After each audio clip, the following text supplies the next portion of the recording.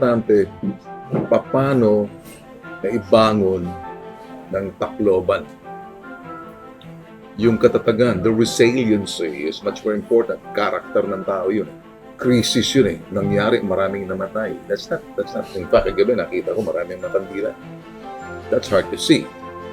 Mga unknown, bodies, buried para doon sa family. Just go back. To commemorate is to put it in your heart.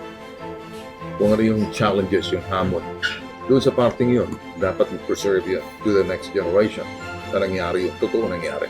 There is a reason why we survive these storms. We have a purpose in life. And that purpose is to teach the next generation on how to prepare for calamities, disasters. Pag tinignan ko ibang-iba na ang Tacloban, siguro maraming mga challenges, marami nangyari sa inyo. Nakita ko yung katatagan ng mga Taclobano, mga waray.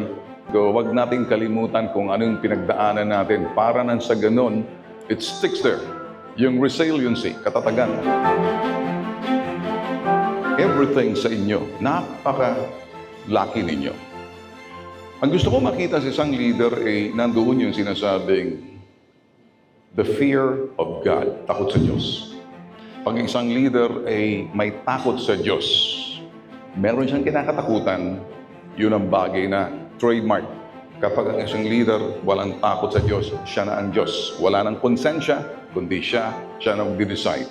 Pero pag ang leader ninyo, a man of faith, hindi po pwedeng maging kurakot, siraulo.